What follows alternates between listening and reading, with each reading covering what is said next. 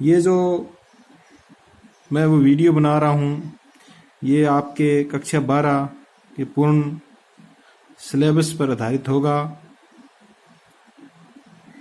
तो आज हम कक्षा 12 का अध्याय प्रथम,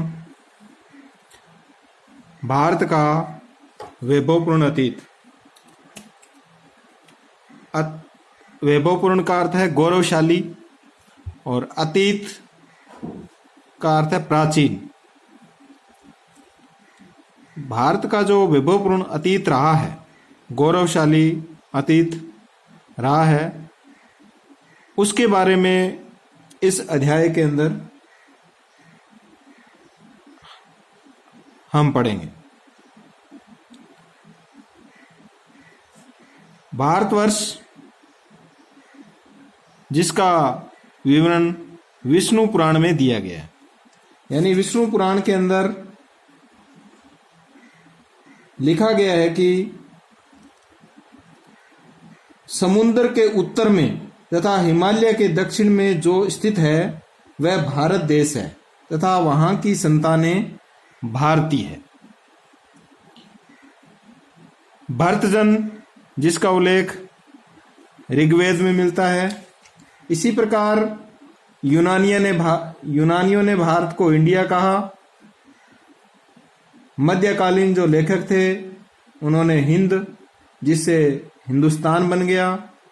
भारत का जो आकार है वो विषम चतुर्भुज है। ये इसके संविधान बनने से पहले जो नाम थे वो अनौपचारिक नाम थे, और इसका जो औपचारिक नाम है वो भारत के संविधान के अनुच्छेद 1 में भारत अथवा इंडिया उल्लेखित किया गया है। भारत का जो अधिकांश भाग उष्णकटिबंधीय है। अब है इतिहास। इतिहास क्या है? इसमें मानव का संपूर्ण अतीत समाहित रहता है, चाहे वह विज्ञान, अर्थशास्त्र, समाज, राजनीति तथा धर्म व दर्शन आदि किसी भी क्षेत्र से संबंधित हो, वो सब इतिहास में आता है। क्योंकि जो अतीत की बातें हैं या जो घटनाएं हैं उनको हम प्रत्यक्ष रूप से नहीं देख सकते। इतिहासकार वह जो स्रोत, साक्ष्य और प्रमाण के आधार पर इतिहास का विश्वसनीय विवरण तैयार करता है, वह इतिहासकार कहलाता है। भारतीय इतिहास की जानकारी के स्रोत: नंबर 1 साहित्यिक स्रोत, नंबर 2 पुरातात्विक व पुरालेखीय स्रोत। साहित्यिक स्रोत, साहित्यिक स्रोत का मतलब ग्रंथ, जिसमें 3 भाग है: धार्मिक साहित्य, धर्मेतर साहित्य, वंशावलियां। धार्मिक साहित्य विभिन्न धर्मों में उपलब्ध ग्रंथों के आधार पर इतिहास की जानकारी। इसके अंदर इसको भी आगे अलग अलग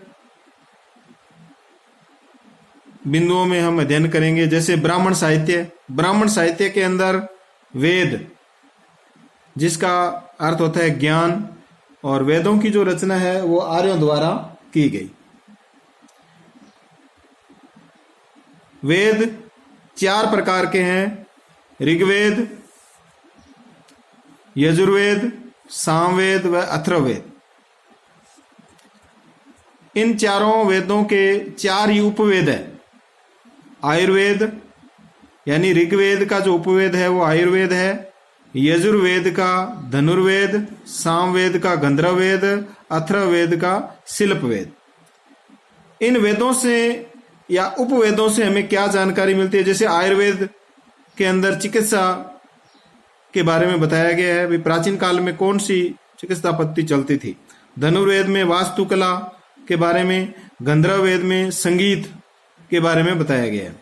शिल्प वेद में सैन्य विज्ञान के बारे में हमें जानकारी मिलती है। ऋग्वेद भारत का सबसे प्राचीन वेद है, वो ऋग्वेद है, जिसमें 10 मंडल 1028 सूक्त है। इसकी रचना यानी वेदों की जो रचना है वो महर्षि कृष्ण देवापन वेदव्यास द्वारा मानी जाती है और कहा जाता है कि इन्होंने इनकी जो रचना है वो पंजाब के अंदर की थी। फिर है यजुर्वेद। यज्ञों से संबंधित जानकारी हमें यजुर्वेद से मिलती है। सामवेद संगीत के बारे में कि आर्य है वो क्या गाते थे, वो सब हम सामवेद का अध्ययन करने से सीखते हैं। अथर्ववेद जिसकी रचना अथर्वा ऋषि द्वारा की गई, इसमें औषधि, रोग निवारण, शत्रुओं का दमन, तंत्र मंत्र, जादू टोना तथा राज प्रबंध के बारे में हमें जानकारी मिलती है। इसी प्रकार प्रत्येक वेद के 4 भाग हैं। इसमें नंबर 1 संहिता। वेदों की जो व्याख्या की गई है वो संहिताओं में की गई है। यानी हम इस प्रकार भी कह सकते हैं कि इसमें 4 वेद आते हैं। 4 जो वेद है वो संहिता के अंतर्गत आते हैं। फिर है ब्राह्मण ग्रंथ, यज्ञ व कर्म कांडों के आधार पर रचा साहित्य ब्राह्मण ग्रंथ कहलाता है। फिर है आरण्यक ग्रंथ, वे ग्रंथ जिनकी रचना ऋषियों द्वारा वनों में की गई, यानी वनों में जंगलों में रहकर ग्रंथों की रचना की गई, उनको हम आरण्यक ग्रंथ कहते हैं। इनमें दार्शनिक विषयों के बारे में जानकारी मिलती है। नंबर 4 है उपनिषद। नैतिक आचरण नियमों की जानकारी हमें उपनिषदों से मिलती है। वेदांग वेदों को ठीक तरह से समझने के लिए वेदांग साहित्य की रचना की गई। जैसे हमें अंग्रेजी अच्छी तरह से समझनी है तो उसका व्याकरण का ज्ञान होना आवश्यक है। इसी प्रकार वेदों की जो भाषा थी वो जटिल भाषा थी और उनको समझना बहुत ही मुश्किल था। उनको समझने के लिए हम उनको कैसे समझ सके, इसलिए वेदांग साहित्य की रचना की गई और इसके 6 भाग थे। शिक्षा, कल्प, व्याकरण, निरुक्त, छंद और ज्योतिष। इसके बाद में है मनुस्मृति ग्रंथ, मनुस्मृति व याज्ञवल्क्य स्मृति। महाकाव्य रामायण और महाभारत हमारे 2 मुख्य महाकाव्य है। इनसे हमें धर्म, समाज व राजनीति की जानकारी मिलती है।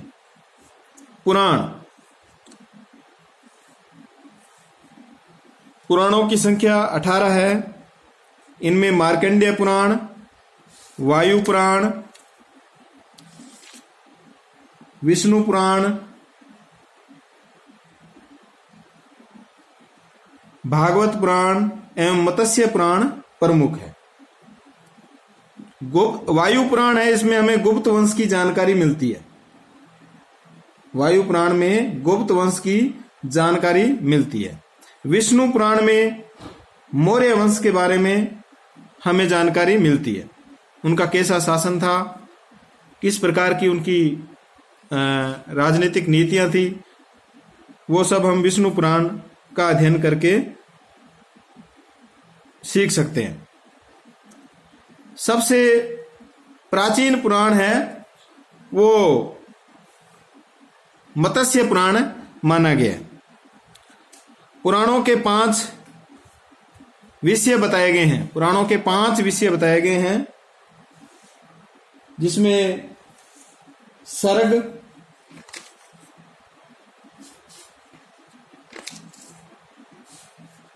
पांच विषयों में नंबर 1 है सर्ग, दूसरा है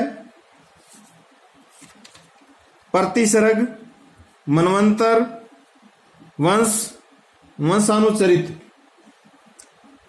ये पुराणों के 5 विषय बताए गए हैं, जिसमें सर्ग का अर्थ है जगत की सृष्टि, जगत की सृष्टि। प्रतिसर्ग का अर्थ है प्रलय के बाद जगत की पुण्य सृष्टि, यानी ये तो हो गया जगत की सृष्टि। प्रतिसर्ग प्रलय के बाद जगत की पुण्य सृष्टि। मनवंतर, मनवंतर का अर्थ है महायुग। वंश यानी देवताओं या ऋषियों की वंशावली। वंशानुचरित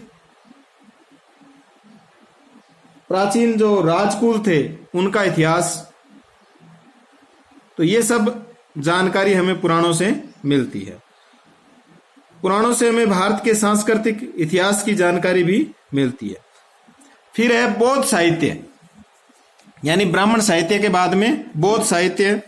बौद्ध साहित्य में सबसे प्राचीन ग्रंथ त्रिपिटक है, जिसमें 3 ग्रंथ है, सुत्त पिटक, विनय पिटक, अधिधम्म पिटक। इसके बाद में बौद्ध साहित्य का दूसरा जो महत्वपूर्ण ग्रंथ है वो है जातक ग्रंथ, जिनकी संख्या 549, और ये ग्रंथ है वो पाली भाषा में लिखे गए हैं। ये प्रश्न कई बार पूछा जाता है भी जातक ग्रंथ किस भाषा में लिखे गए हैं।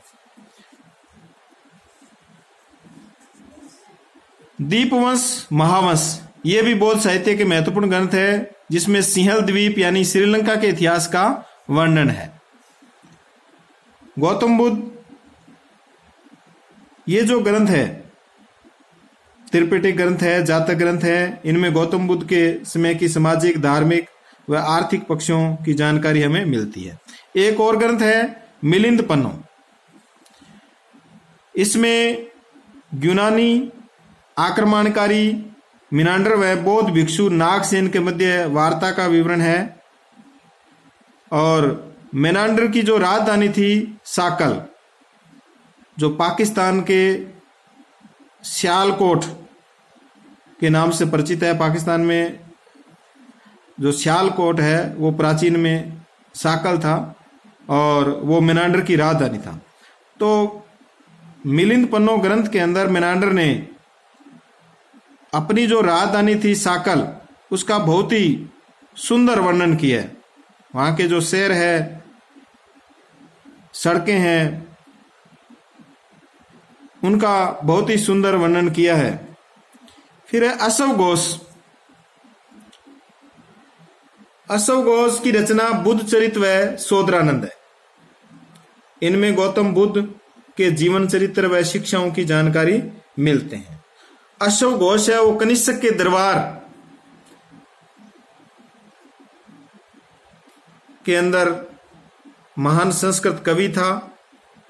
और कनिष्क है, कनिष्क ने जब पाटलिपुत्र पर आक्रमण किया था तो वहां के राजा से एक तो भगवान बुद्ध का काष्ठ निर्मित भिक्षा पात्र और दूसरा अश्व घोष, ये 2 वस्तुएं कनिष्क है वो पाटलिपुत्र से जीत करके अपने साथ लाया था और अश्व घोष को अपने दरबार में रख लिया था। तो अश्व घोष की जो रचना है बुद्ध चरित्र और शोधरानंद, इनसे हमें कनिष्क के बारे में जानकारी मिलती है। तो इस वीडियो को आप बार बार देखेंगे और इसको याद करेंगे। इससे आगे का जो टॉपिक है वो कल कराएंगे। धन्यवाद।